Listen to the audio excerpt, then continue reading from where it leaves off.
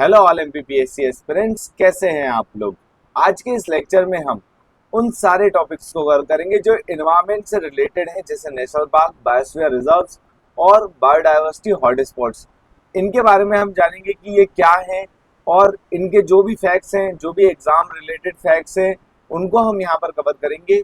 यहाँ पर उन सारे ही टॉपिक्स को कवर कराया जा रहा है जो कि हमारे एमपीपीएससी के प्रीलिम्स के पेपर में और एमपीपीएससी द्वारा कराए गए अदर एग्जाम्स जैसे एडीपीओ, असिस्टेंट प्रोफेसर के पेपर्स में, जो भी ये अतिरिक्त जो एमपीपीएससी के पेपर्स हैं, इनमें शुरू के जो 50 क्वेश्चन होते हैं वो जीएस जीके के आते हैं, एमपी जीके और जीएस से आते हैं। उन सारे ही क्वेश्चंस को हम यहाँ पर कवर करने का प्रयास कर रहे हैं, क्योंकि ये हमारे आने वाले प्रीलिम्स में 2026 के लिए काफ़ी ज़्यादा इम्पोर्टेंट होते हैं ये पूरे टॉपिक्स। इसलिए ही इन टॉपिक्स को पढ़ के आप ये समझ सकते हैं कि हम एक स्मार्ट स्ट्रेटेजी को अपना रहे हैं। जो एनालिसिस होता है प्रीवियस ईयर्स पेपर्स का, उसके इर्द गिर्द पढ़ना और उसके इर्द गिर्द के क्वेश्चंस और सारे पैमानों को कवर करना ही स्मार्ट स्ट्रेटेजी कहलाता है। तो चलिए शुरू करते हैं। सबसे पहले हम आज कवर करेंगे नेशनल पार्क्स। तो जो भी पूरे नेशनल पार्क्स हैं, लेटेस्ट और पुराने सारे नेशनल पार्क्स को कवर किया जाएगा। उसके बाद हम कवर करेंगे biosphere reserves and biodiversity hotspots को कवर करेंगे। तो नेशनल पार्क्स टोटल कितने हैं अभी इंडिया में? अभी टोटल इंडिया में 107 नेशनल पार्क्स हैं। लेटेस्ट और ओल्डेस्ट सभी को अगर हम मिला लें तो टोटल कितने नेशनल पार्क हैं? 107 नेशनल पार्क हैं। जो अभी हम कवर कर रहे हैं वो है अब अंडमान निकोबार आइलैंड में जो पाए जाने वाले नेशनल पार्क्स हैं, वो कौन कौन से हैं। तो अंडमान और निकोबार में टोटल 9 नेशनल पार्क्स पाए जाते हैं। कैंपबेल बे नेशनल पार्क, ये कहाँ पर है? अंडमान निकोबार में।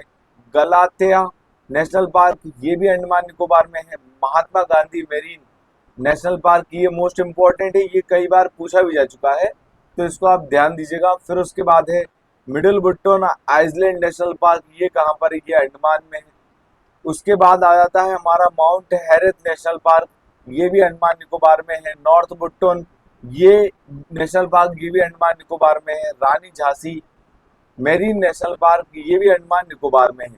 ये जो रानी झांसी मेरीन नेशनल पार्क है, ये इम्पोर्टेंट है। ये दोनों मोस्ट इम्पोर्टेंट है क्योंकि ये पूछे जा चुके हैं एमपीपीएससी के प्रीलिम्स के पेपर में।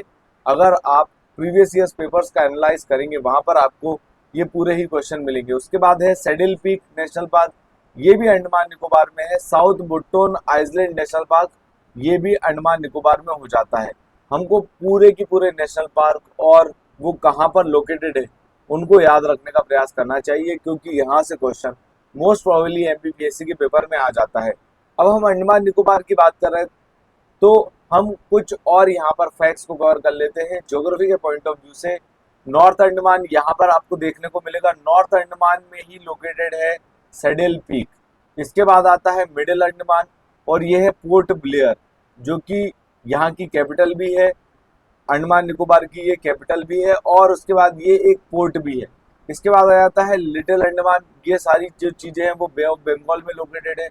मतलब अंडमान और निकोबार कहाँ पर लोकेटेड है? बे ऑफ बंगाल में।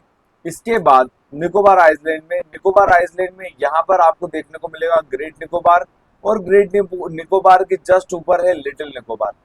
और यहाँ पर ये सारी चीज़ें जो अभी हमने देखी, इसके जो ईस्टर्न साइड है वहाँ पर अंडमान सी लोकेटेड है, और ये पूरा ही जो अंडमान निकोबार है ये बे ऑफ बंगाल में कहलाता है।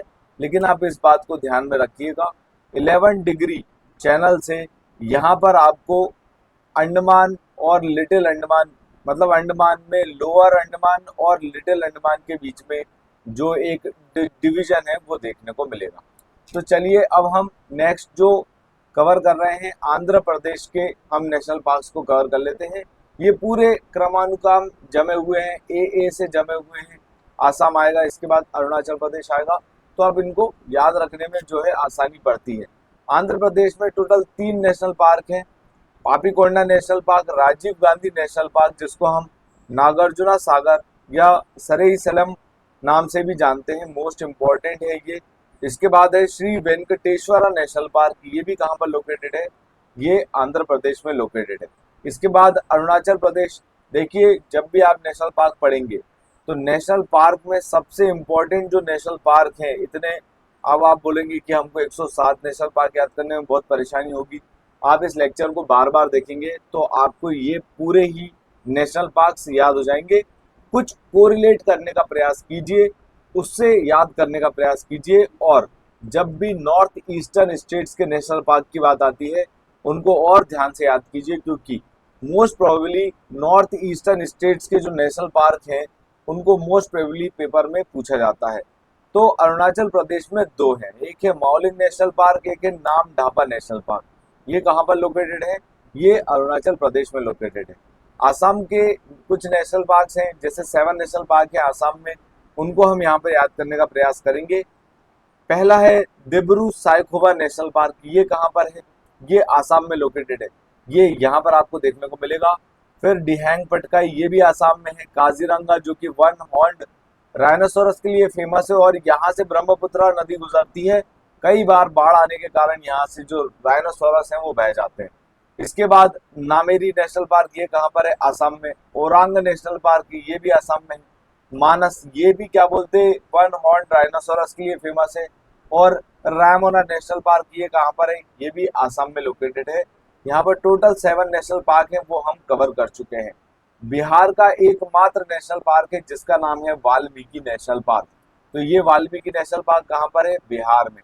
छत्तीसगढ़ में टोटल 3 नेशनल पार्क हैं। हमने ए से आने वाले सारे स्टेट्स के नेशनल पार्क कवर करे, फिर उसके बाद हमने बी से आने वाले कवर करे, बी में मतलब बिहार आ जाएगा। ए से आने वाले आसाम, अरुणाचल प्रदेश, आंध्र प्रदेश, इन सबको हम कवर कर चुके हैं। अब सी से आता है छत्तीसगढ़। तो छत्तीसगढ़ में टोटल 3 नेशनल पार्क हैं। गुरु घासीदास या हम कहें संजय नेशनल पार्क भी इसको बोलते हैं। उसके बाद है इंद्रावती नेशनल पार्क, ये भी छत्तीसगढ़ में है। कंगेर घाटी नेशनल पार्क, ये भी कहाँ पर है? छत्तीसगढ़ में लोकेटेड है कंगेर घाटी नेशनल पार्क। तो हम यहाँ पर जो है छत्तीसगढ़ तक के नेशनल पार्क कवर कर चुके हैं। इसके बाद आ जाता है गोवा। गोवा में भी यहाँ पर एक ही नेशनल पार्क है जिसका नाम है मोलेम नेशनल पार्क। गुजरात में टोटल 4 नेशनल पार्क हैं। जो 4 नेशनल पार्क है गुजरात में वो कौन कौन से हैं? ब्लैक बक नेशनल पार्क, ये कहाँ, ये इसको वेलवदार नेशनल पार्क भी बोला जाता है। यहाँ पर गिर जो फॉरेस्ट है, गिर फॉरेस्ट के जो हमारे बब्बर शेर होते हैं, लॉयंस जिनको हम बोलते हैं, वो यहाँ पर ये गिर फॉरेस्ट में पाए जाते हैं। इसके बाद आता है मेरीन नेशनल पार्क, जिसको गल्फ ऑफ कच्छ भी बोला जाता है। वंसदा नेशनल पार्क, ये भी कहाँ पर लोकेटेड है? ये गुजरात में लोकेटेड है। देखिए ये पूरे ही लेक्चर काफ़ी ज़्यादा फैक्चुअल हैं। मैं समझ पा रहा हूँ कि आपको याद करने में इनमें कितनी ज़्यादा तकलीफ आ रही होगी, काफ़ी बोरियत भी लग रही होगी। पर दोस्तों ये लेक्चर्स और ये जो हम अभी कवर कर रहे हैं यही स्मार्ट स्ट्रेटजी है। इसी तरीके से जो है हम इसको याद कर सकते हैं। बार बार देखकर, बार बार पढ़कर ही इनको याद किया जा सकता है। तो हमारे पेपर की डिमांड के हिसाब से हमको इनको याद करना पड़ेगा, नहीं तो हम आगे मेंस नहीं दे पाएंगे। इसके बाद हम बात कर लेते हैं हरियाणा के नेशनल पार्क्स की। तो हरियाणा के जो ये 2 नेशनल पार्क है, कालेसार नेशनल पार्क और सुल्तानपुर नेशनल पार्क, ये दोनों ही एमपीपीएससी में पूछे जा चुके हैं। अब हम हिमाचल प्रदेश के नेशनल पार्क्स को कवर कर लेते हैं। Great Himalayan national park Himachal Pradesh में आने वाला नेशनल पार्क है। इंदर किला नेशनल पार्क है, ये भी हिमाचल प्रदेश में। फिर है खेर गंगा नेशनल पार्क, ये भी कहाँ पर लोकेटेड है? हिमाचल प्रदेश में। पिन वैली नेशनल पार्क कहाँ पर लोकेटेड है? हिमाचल प्रदेश में। और संबलबारा नेशनल पार्क, ये कहाँ पर है? ये भी हिमाचल प्रदेश में लोकेटेड है। इसके बाद जम्मू कश्मीर के हम नेशनल पार्क्स को कवर करेंगे। सिटी फॉरेस्ट, जिसको हम सलीम अली नेशनल पार्क से नाम से जानते हैं, ये एमपीपीएससी में पूछा जा चुका है, इसको ध्यान दीजिएगा। इसके बाद है डिचिंगम नेशनल पार्क, ये मोस्ट इम्पॉर्टेंट है। डिचिंगम नेशनल पार्क, ये यहाँ पर आपको इसकी लोकेशन देखने को मिलेगी। अभी जो रिसेंटली पहलगाम के जो आतंकवादी हैं उनको अभी रिसेंटली यहीं पर ही शूट आउट में टोटल 3 टेररिस्ट को मारा, वो यहीं पर छुपे हुए थे डिचिंगम नेशनल पार्क में। आप इसको सर्च करके जरूर देखिएगा। तो जम्मू कश्मीर में आने वाले 4 नेशनल पार्क हम कवर कर रहे हैं। सिटी फॉरेस्ट या हम कहें सलीम अली नेशनल पार्क, ये कहाँ पर है? जम्मू कश्मीर में। डिचिंगम नेशनल पार्क, ये कहाँ पर है? ये जम्मू कश्मीर में लोकेटेड है। उसके बाद काजी नेग नेशनल पार्क, ये कहाँ पर लोकेटेड है? ये जम्मू कश्मीर में लोकेटेड है। इसके बाद आ जाता है किश्तवाड़ नेशनल पार्क, ये कहाँ पर है? ये जम्मू कश्मीर में है। ये है काजीनाग, यहाँ पर आपको इसकी लोकेशन देखने को मिलेगी। सलीम अली नेशनल पार्क, और उसके बाद ये है Kishtwar national park. Dachigam national park को हम ऑलरेडी कवर कर चुके हैं। और उसके बाद ये यहाँ पर आपको जो है जो नेशनल पार्क देखने को मिलेगा, ये हेमिस नेशनल पार्क है। ये अब जो है लद्दाख वाले एरिया में आता है, और ये इंडिया का सबसे बड़ा नेशनल पार्क है। ये लद्दाख वाले एरिया में आता है। जम्मू कश्मीर के दो पार्ट हो चुके हैं, लद्दाख और जम्मू कश्मीर। तो अब हम यहाँ पर आगे झारखंड का जो है देखेंगे। झारखंड में कितना नेशनल पार्क है? एक ही है, जो है बेटला नेशनल पार्क। ये कहाँ पर है? झारखंड में। अब हम कर्नाटक के नेशनल पार्क्स को कवर कर लेते हैं। अंशी नेशनल पार्क, ये कहाँ पर लोकेटेड है? ये कर्नाटक में लोकेटेड है। Bandipur national park most important है, एलिफेंट को लेकर मोस्ट इंपॉर्टेंट है। बंदीपुर नेशनल पार्क ये कहाँ पर है? ये कर्नाटक में लोकेटेड है। फिर उसके बाद है बन्नेरघट्टा नेशनल पार्क, ये कहाँ पर लोकेटेड है? कर्नाटक में। कुद्रेमुख नेशनल पार्क कहाँ पर है? कर्नाटक में।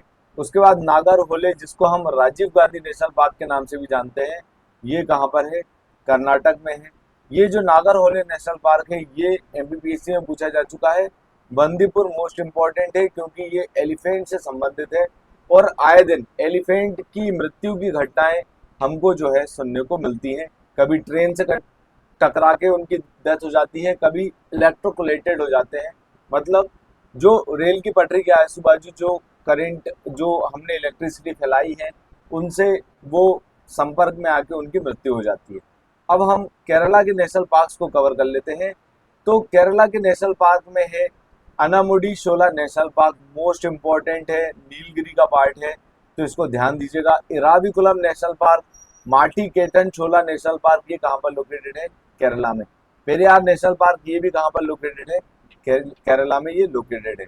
इसके बाद दो और हैं जो केरला में लोकेटेड है। ये है पम्बदम शोला नेशनल पार्क, ये कहाँ पर लोकेटेड है? केरला में। Silent valley national park most important है बायोडाइवर्सिटी के पॉइंट ऑफ व्यू से, और ये एमपीपीएससी में कई बार जो है एमपीपीएससी के पीवाईक्यू में आप देखेंगे, तो वहां पर आपको साइलेंट वैली नेशनल पार्क कई बार देखने को मिलेगा। जैसा कि हमने आगे कवर कर चुके थे, लद्दाख में एक नेशनल पार्क है जो है हेमिस नेशनल पार्क। ये इंडिया का एरिया वाइज सबसे बड़ा नेशनल पार्क है, हेमिस नेशनल पार्क, तो आप इसको ध्यान दीजिएगा। इसके बाद हम मध्य प्रदेश के 9 नेशनल पार्क्स को कवर करेंगे। जब हम मध्य प्रदेश पढ़ेंगे, मतलब एमपी पढ़ेंगे, तब हम इंडिविजुअली सारे ही नेशनल पार्क्स को जो है डिटेल में कवर करने का प्रयास करेंगे, जो कि नेक्स्ट लेक्चर होगा। नेक्स्ट लेक्चर में हम एमपी का एनवायरनमेंट पूर्ण रूप से कवर करेंगे। एमपी के एनवायरनमेंट में हम एमपी की बायोडाइवर्सिटी, एमपी के नेशनल पार्क्स, एमपी में होने वाले बायोस्फीयर रिजर्व्स, और उसके बाद एमपी की वाइल्ड लाइफ सेंचुरीज, उन सारे ही जो टॉपिक्स हैं उनको हम अपकमिंग या हम कहें नेक्स्ट लेक्चर में कवर करेंगे। यहाँ पर एक जस्ट जान लेते हैं, एक शॉर्ट समरी जान लेते हैं। बांधवगढ़ नेशनल पार्क ये कहाँ पर है? ये उमरिया में लोकेटेड है, और यहाँ पर बांधवगढ़ का किला है। ये यहाँ पर आपको इसकी लोकेशन देखने को मिलेगी। मोस्ट इम्पोर्टेंट नेशनल पार्क है ये। और ये जो बांधवगढ़ का किला है, ये मात्र एक ही दिन खुलता है। यहाँ पर जो है कृष्णा जी की मूर्ति रखी हुई है, तो ये जन्माष्टमी वाले दिन ही खुलता है। और बांधवगढ़ के किले को ऐसा भी बोला जाता है कि ये भारत का one of the oldest fort है, बांधवगढ़ का किला। डायनासोर फॉसिल की बात करेंगे। डायनासोर फॉसिल नेशनल पार्क ये कहाँ पर लोकेटेड है? ये धार में लोकेटेड है। कान्हा नेशनल पार्क ये मंडला में लोकेटेड है। मेनली ये मंडला में आता है, वैसे तो ये 3 जिलों में आता है, लेकिन अगर आप इसका मुख्य लोकेशन देखेंगे कान्हा नेशनल पार्क का, तो ये आपको मंडला देखने को मिलेगा। कुनो नेशनल पार्क ये यहाँ पर श्योपुर में लोकेटेड है, और यहाँ पर जो है अभी रिसेंटली प्रोजेक्ट चीता चलाया गया, जिससे नामीबिया से लाकर यहाँ पर चीते छोड़े गए थे। माधव नेशनल पार्क जो कि शिवपुरी में है, यहाँ पर माधव नेशनल पार्क की लोकेशन आपको शिवपुरी में देखने को मिलेगी। उसके बाद पन्ना नेशनल पार्क ये पन्ना में है। पेंच नेशनल पार्क कहाँ पर लोकेटेड है? तो ये यहाँ पर सिवनी में देखने को मिलेगा, पेंच नेशनल पार्क। फिर उसके बाद संजय नेशनल पार्क ये कहाँ पर है? ये सीधी में लोकेटेड है, तो यहाँ पर आपको इसकी लोकेशन देखने को मिलेगी, ये सीधी में लोकेटेड है।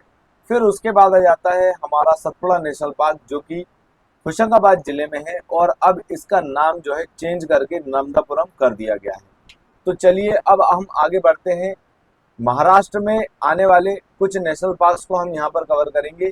महाराष्ट्र में टोटल 6 नेशनल पार्क हैं। चांदोली नेशनल पार्क ये कहाँ पर है? महाराष्ट्र में। गुगामल नेशनल पार्क ये भी महाराष्ट्र में है। फिर उसके बाद नवेगांव नेशनल पार्क ये भी कहाँ पर है? ये महाराष्ट्र में लोकेटेड है। एक मोस्ट यूनिक यहाँ पर आपको मध्य प्रदेश और महाराष्ट्र के साथ बॉर्डर शेयर करते हुए पेंच नेशनल पार्क देखने को मिलेगा। मोस्ट इंपॉर्टेंट है, इस बात को ध्यान में रखिएगा। फिर उसके बाद संजय गांधी बोरीवली नेशनल पार्क ये कहाँ पर है? ये महाराष्ट्र में लोकेटेड है। फिर तड़ोबा अंधेरी नेशनल पार्क ये कहाँ पर है? ये भी महाराष्ट्र में लोकेटेड है। अब हम मणिपुर के नेशनल पार्क्स को कवर करेंगे। केबुल लेमजाओ नेशनल पार्क कहाँ पर है? ये मणिपुर में है। फिर उसके बाद शिरुई नेशनल पार्क ये कहाँ पर है? ये मणिपुर में लोकेटेड है। इसके बाद मेघालय के हम नेशनल पार्क्स को कवर कर लेते हैं। बालपक्रम जो नेशनल पार्क है ये कहाँ पर है? मेघालय में। नोक्रेक नेशनल पार्क ये कहाँ पर है? ये मेघालय में लोकेटेड है। तो हमने यहाँ तक जो है कई सारे राज्यों के नेशनल पार्क्स को कवर किया। हो सकता है कि ये लेक्चर आपको काफ़ी ज़्यादा बोरिंग टाइप का लग रहा हो सकता है कई लोगों को ये इंटरेस्टिंग भी लग रहा हो, क्योंकि दो अलग अलग सोच होती है। एक होती है फैक्ट्स याद करने की सोच और एक होती है फैक्ट्स को निगलेक्ट करने की सोच। एग्जाम के पॉइंट ऑफ व्यू से हमको ये सोच नहीं रखनी चाहिए। हमको फैक्ट्स को याद रखने की सोच रखनी चाहिए और हम इसको बार बार पढ़ेंगे तो ये फैक्ट्स बहुत इजी लगने लगेंगे। हमको भी इसी तरीके से ये पूरे फैक्ट्स याद हुए हैं। तो चलिए अब हम आगे बढ़ते हैं। मिजोरम के नेशनल पार्क को कवर करेंगे। तो मुरली नेशनल पार्क कहाँ पर है? ये मिजोरम में है। Phawngpui blue mountain national park most important, ये क्वेश्चन एमपीपीएससी में पूछा जा चुका है। Phawngpui blue mountain national park ये कहाँ पर लोकेटेड है? तो ये मिजोरम में लोकेटेड है। आगे बढ़ेंगे, नागालैंड के नेशनल पार्क की बात करेंगे। तो नटांकी नेशनल पार्क ये कहाँ पर लोकेटेड है? ये नागालैंड में लोकेटेड है। आगे बढ़ेंगे, उड़ीसा के नेशनल पार्क्स को कवर करते हैं। अब भीतरकनिका नेशनल पार्क ये कहाँ पर लोकेटेड है? उड़ीसा में। सिमलीपाल ये भी उड़ीसा में लोकेटेड है। चिल्का या नालाबान नेशनल पार्क ये कहाँ पर लोकेटेड है? ये भी उड़ीसा में लोकेटेड है। इसके बाद राजस्थान में आने वाले 5 नेशनल पार्क्स को कवर कर लेते हैं। डेजर्ट नेशनल पार्क, देखिए नाम से ही समझ में आ रहा होगा डेजर्ट, ये राजस्थान में है। Keoladeo national park most important, ये कई बार पूछा जाता है, बर्ड्स के लिए बहुत ज़्यादा फेमस है। फिर उसके बाद मुकंदरा हिल नेशनल पार्क ये कहाँ पर है? राजस्थान में। आर से राजस्थान, आर से रणथंभौर नेशनल पार्क ये कहाँ पर है? ये राजस्थान में है। सरिस्का नेशनल पार्क ये कहाँ पर है? ये राजस्थान में लोकेटेड है। इसके बाद हम सिक्किम के नेशनल पार्क्स को यहाँ पर कवर कर लेते हैं। कंचनजंगा नेशनल पार्क ये सिक्किम में है। ये एक हमारी माउंटेन पीक भी है कंचनजंगा, इससे आप इसको याद रख सकते हैं कि कंचनजंगा नेशनल पार्क कहाँ पर है? सिक्किम में है। तमिलनाडु के नेशनल पार्क्स को कवर करते हैं अब। गुंडी नेशनल पार्क ये कहाँ पर है? तमिलनाडु में। Gulf of Mannar marine national park most important, ये कई बार एमपीपीएससी में पूछा गया है। उसके बाद इंदिरा गांधी अन्नामलाई नेशनल पार्क ये कहाँ पर है? ये तमिलनाडु में लोकेटेड है। मुदुमलाई ये कहाँ पर है? ये भी तमिलनाडु में लोकेटेड है। और मुखूर्ती, तो देखो मलाई जैसी सामने आ जाती है तो हमारा थोड़ा सा फेस बन जाता है, आप इससे याद रख सकते हैं मुदुमलाई, अन्नामलाई और मुखूर्ती। ये नेशनल पार्क कहाँ पर लोकेटेड है? ये तमिलनाडु में लोकेटेड है। ये मेरी कुछ ट्रिक है यहाँ पर याद करने की, मैं भी इसी तरीके से जो है कुछ निमोनिक बना के याद करने का प्रयास करता हूँ। तेलंगाना के नेशनल पार्क्स को कवर कर लेते हैं। Kasu Brahmananda Reddy national park, Brahmananda Reddy national park ये कहाँ पर है? ये तेलंगाना में है। महावीर जो वनस्थली नेशनल पार्क है वो कहाँ पर है? वो तेलंगाना में लोकेटेड है। मुर्गा वानी नेशनल पार्क ये कहाँ पर है? ये तेलंगाना में लोकेटेड है। फिर त्रिपुरा के नेशनल पार्क को कवर करेंगे। मैं आपको ये बात बता दूं कि ये जो क्लाउडेड लेपर्ड नेशनल पार्क है ये ऑलरेडी एमपीपीएससी में पूछा जा चुका है। कई सारे स्टूडेंट ने इसको गलत किया था। क्लाउडेड लेपर्ड नेशनल पार्क ये कहाँ पर लोकेटेड है? ये त्रिपुरा में लोकेटेड है। इसके बाद आ जाता है राजबारी नेशनल पार्क। इसके बाद आ जाता है राजबारी नेशनल पार्क, ये कहाँ पर लोकेटेड है? ये त्रिपुरा में लोकेटेड है। फिर दुधवा नेशनल पार्क, देखिए सबसे ज्यादा मिल्क का प्रोडक्शन इस समय कहाँ पर हो रहा है? यूपी में। नहीं सॉरी, पहले यूपी में होता था, शायद अभी नए आंकड़ों के हिसाब से ये राजस्थान में हो रहा है, एक बार क्रॉस चेक कीजिएगा। मेरे को जहाँ तक मालूम है कि अब पूरे इंडिया में सबसे ज़्यादा जो मिल्क का प्रोडक्शन है वो राजस्थान में होता है, फिर आता है यूपी। तो आप दुधवा नेशनल पार्क को यूपी से याद रखिएगा।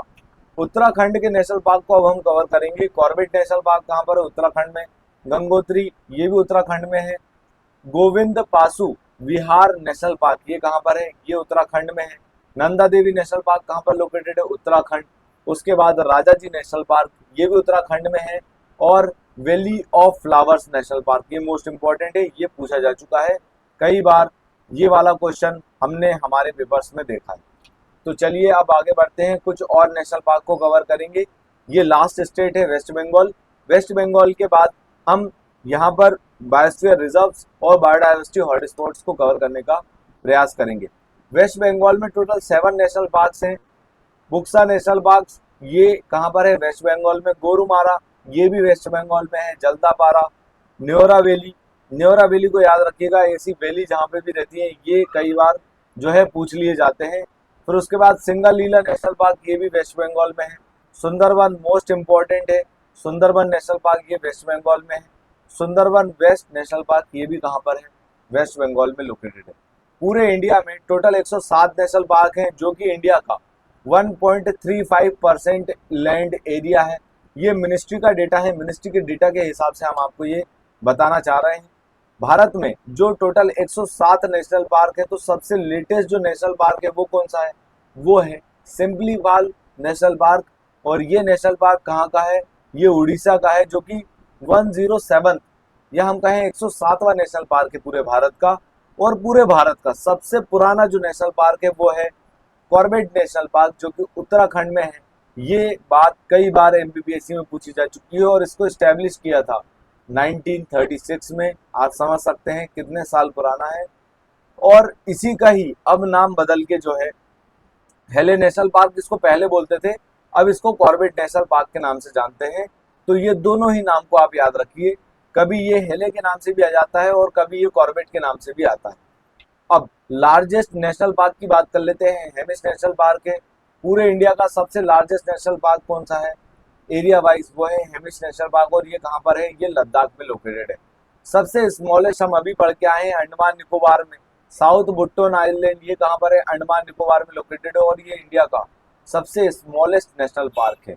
मध्य प्रदेश और अंडमान निकोबार दोनों में ही 9 नेशनल पार्क हैं, तो इस बात को आप याद रखिएगा। आगे बढ़ते हैं। ऑफिशियल सोर्सेज के हिसाब से ये सारा ही डेटा हमने आपको बताने का प्रयास किया है। इसके बाद हम कुछ और बातों को कवर करेंगे। हम बायोडाइवर्सिटी हॉटस्पॉट्स को कवर करेंगे और बायोस्फीयर रिजर्व्स को अब हम यहाँ पर कवर करने वाले हैं। आगे बढ़ने से पहले मैं आपसे एक छोटी सी रिक्वेस्ट करना चाहूँगा कि इन सारे ही संसाधनों के लिए हमको भी कुछ पैसा खर्चना होता है। तो अगर आप हमें कुछ कंट्रीब्यूट करना चाहते हैं, तो आप यहाँ पर नीचे दिए गए बारकोड पे जो है कुछ अमाउंट पे करके हमें सपोर्ट कर सकते हैं, इस चैनल को सपोर्ट कर सकते हैं, ताकि आगे भी हमारी व्यवस्था और आपकी प्राथमिकता बनी रहे। तो चलिए आगे बढ़ते हैं। अब हम बायोस्फीयर रिजर्व्स को कवर करेंगे और उसके बाद हम बायोडाइवर्सिटी हॉटस्पॉट्स को कवर करने वाले हैं। देखिए, बायोडाइवर्सिटी हॉटस्पॉट से पिछले बार के 2 पेपर से क्वेश्चन आ रहे हैं, तो इसको ज़्यादा ध्यान दीजिएगा। नेशनल पार्क्स भी इम्पोर्टेंट है और बायोस्फीयर रिजर्व से क्वेश्चन आते रहते हैं। तो यहाँ पर उन सारे ही टॉपिक्स को कवर करने का प्रयास किया जा रहा है जहाँ से मोस्ट प्रोबेबली आपके पेपर में क्वेश्चन आने की संभावना बनती है। तो छोटा सा लेक्चर बचा है, बोर ना होइए, आगे कंटिन्यू करते हैं। बायोस्फीयर रिजर्व टोटल पूरे इंडिया में कितने हैं? 18 बायोस्फीयर रिजर्व है पूरे इंडिया में, जिसमें से 3 बायोस्फीयर रिजर्व हमारे मध्य प्रदेश में लोकेटेड है। सारे ही बायोस्फीयर रिजर्व को कवर करेंगे एक एक करके, और कौन सा बायोस्फीयर रिजर्व कौन से स्टेट में लोकेटेड है, उसके बाद मध्य प्रदेश में कितने बायोस्फीयर रिजर्व हैं और कहाँ कहाँ लोकेटेड हैं, उन सारे ही चीज़ों को यहाँ पर हम कवर करने का प्रयास करते हैं। नीलगिरी बायोस्फीयर रिजर्व की बात कर लेते हैं। सबसे पुराना है नीलगिरी, जो कि 3 राज्यों में लोकेटेड है। अगर आप इंडिया का मैप देखेंगे तो नीलगिरी यहाँ पर आपको देखने को मिलेगा। यहाँ पर इसकी बॉर्डर कर्नाटक से लगती है, इधर केरला और इधर तमिलनाडु।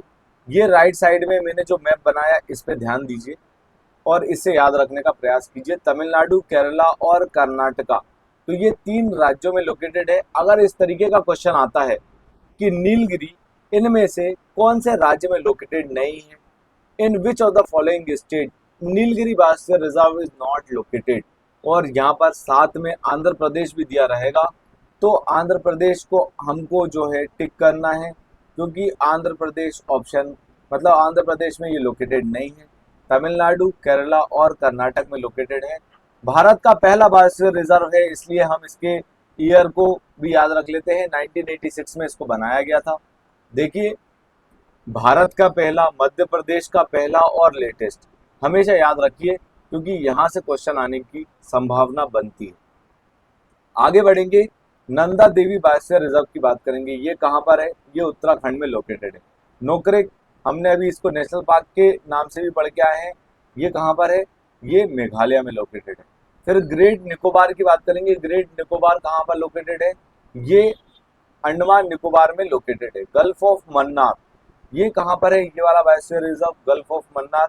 अगर आप इंडिया का मैप देखोगे तो गल्फ ऑफ मन्नार आपको यहाँ देखने को मिलेगा एकदम, और इसके बाद यहाँ पर हमारा श्रीलंका लग जाता है।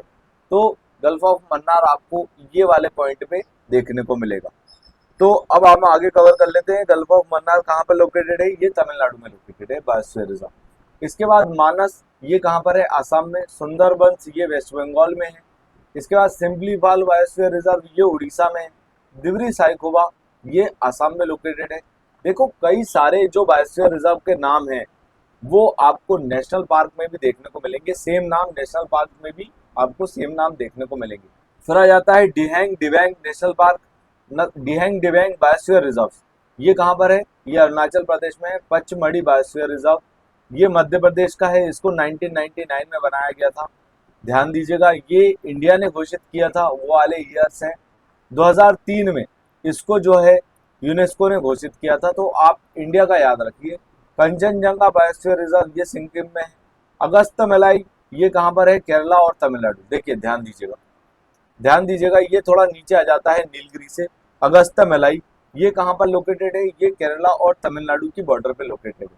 फिर अचनकमार अमरकंटक, ये मध्य प्रदेश और छत्तीसगढ़ में लोकेटेड है, मेनली मध्य प्रदेश में है। 2005 में इसको बायोस्फीयर रिजर्व घोषित किया था। इसके बाद आ जाता है great rain of Kutch biosphere reserve, ये गुजरात का है। कोल्ड डेजर्ट, ये कहाँ पर है? ये हिमाचल प्रदेश में। मोस्ट इंपॉर्टेंट, ये पूछा जा चुका है, इसको ध्यान दीजिएगा। फिर शेषाचलम बायोस्फीयर रिजर्व, ये कहाँ पर है? ये आंध्र प्रदेश में लोकेटेड है। और पन्ना बायोस्फीयर रिजर्व, जो कि मोस्ट लेटेस्ट बायोस्फीयर रिजर्व है इंडिया का। तो आप इसके सारे ईयर्स को याद रखिए। और इम्पोर्टेंट ये भी है कि ये मध्य प्रदेश में है। तो पन्ना बायोस्फीयर रिजर्व कहाँ पर है? पन्ना में। और इसको 2011 में मध्य प्रदेश सरकार और भारत सरकार ने जो है इसको बायोस्फीयर रिजर्व घोषित किया था।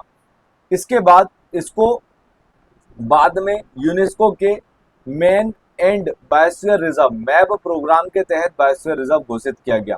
तो सबसे बड़ा बायोस्फीयर रिजर्व कौन सा है? Gulf of Kutch biosphere reserve. सबसे छोटा बायोस्फीयर रिजर्व कौन सा है? दिब्रू साइखोवा, जो कि आसाम में है। ये सबसे छोटा बायोस्फीयर रिजर्व है। इनको आप याद रखने का प्रयास कीजिए, क्योंकि भाई साहब ये बहुत इंपॉर्टेंट है और यहाँ से क्वेश्चन आने की प्रबल संभावना रहती है। बायोडाइवर्सिटी हॉटस्पॉट की बात करेंगे। देखिए, नेशनल पार्क हम कवर कर चुके हैं, बायोस्फीयर रिजर्व भी हम कवर कर चुके हैं। अब हम बायोडाइवर्सिटी हॉटस्पॉट को कवर करेंगे। तो पहली बात तो आप ये बात जानिए कि बायोडाइवर्सिटी हॉटस्पॉट होता क्या है। बायोडाइवर्सिटी हॉटस्पॉट में इसकी डेफिनेशन में अगर आप देखेंगे तो लगभग 1,500 एंडेमिक स्पीसीज होते हैं। मतलब एंडेमिक स्पीसीज का मतलब ये होता है कि एक क्षेत्रीय, जो एक पर्टिकुलर एरिया में ही इस तरीके की ट्रीज की और प्लांट्स की प्रजाति पाई जाती है। इसके अलावा पूरे वर्ल्ड में ये प्रजाति नहीं पाई जाती, उनको एंडेमिक स्पीसीज बोला जाता है। अगर हम देखें 1,500 से ज़्यादा यहाँ पर प्लांट की एंडेमिक स्पीसीज है, जिसमें से 70% या 70% से ज़्यादा डिस्ट्रॉय हो चुके हैं, उसको हम बायोडाइवर्सिटी हॉटस्पॉट का दर्जा देते हैं। और कुछ क्राइटेरियाज भी यहाँ पर है, लेकिन सबसे इम्पोर्टेंट क्राइटेरिया मैंने आपको बताने का प्रयास किया, इसको याद रखिएगा।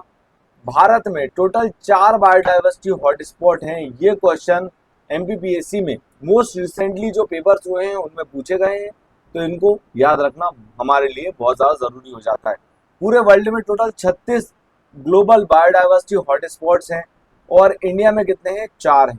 इनको हम देख लेते हैं। क्राइटेरिया मैंने आपको बता दिया है और इनका सिग्निफिकेंस और जो इनका क्राइटेरिया है वो हमारे मेंस के पॉइंट ऑफ व्यू से काफ़ी ज़्यादा इंपॉर्टेंट हो जाता है। बायोडाइवर्सिटी हॉटस्पॉट देखें तो हिमालय काफ़ी बड़े एरिया को जो है बायोडाइवर्सिटी हॉटस्पॉट बनाया जाता है। तो हिमालय वाला जो एरिया है, अगर आप मैप में देखेंगे, मैं आपको मैप बना के बताना चाहता हूँ। अगर आप मैप देखेंगे, इंडिया का ऐसा मैप आपको देखने को मिलेगा। तो ये वाला जो पूरा एरिया है, नेपाल और ये जम्मू कश्मीर से लेकर नॉर्थ ईस्ट तक, ये पूरा एरिया जो हम नक्शे में देखते हैं, ये पूरा एरिया बायोडाइवर्सिटी हॉटस्पॉट में आ जाता है।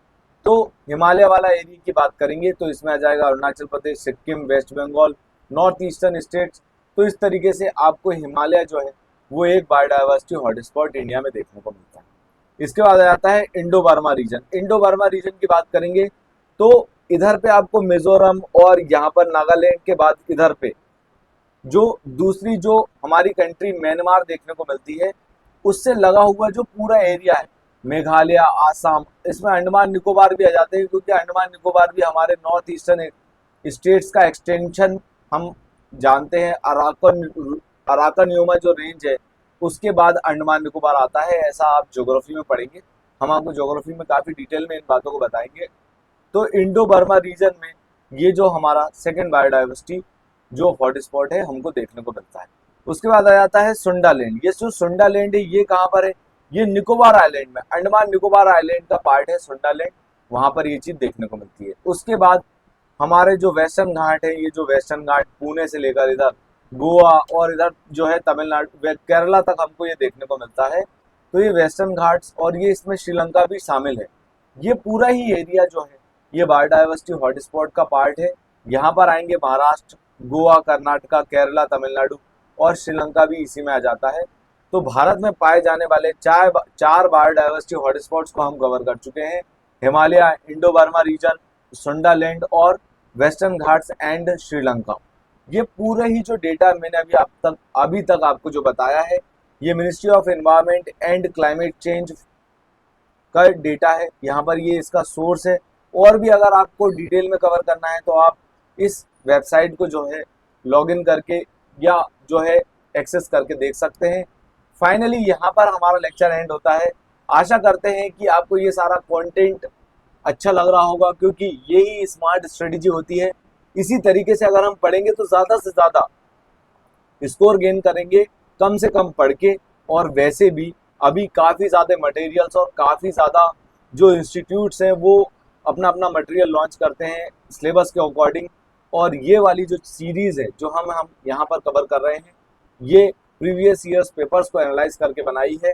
एक बार फिर मैं आपसे रिक्वेस्ट करना चाहूँगा कि अगर आप हमें कोई भी अमाउंट, कुछ भी अमाउंट, चाहे वो 10 रुपीज़ का अमाउंट हो, चाहे 11 रुपीज़ का, या कितने भी रुपये का अमाउंट अगर आप हमें कंट्रीब्यूशन में देना चाहते हैं, तो आप ये दिए गए बारकोड पे जो है स्कैन करके गूगल पे, फ़ोन पे या किसी भी यूपीआई आईडी के माध्यम से आप हमें जो है कुछ अमाउंट यहाँ पर कंट्रीब्यूट कर सकते हैं, ताकि इस चैनल की गरिमा और हमारी जो एक सोच है कि हम स्मार्ट वे में लोगों तक सही कंटेंट, एस्पिरेंट्स तक सही कंटेंट पहुंचा सकें, वो हमारी जो सोच है वो हम पूरी कर सकें।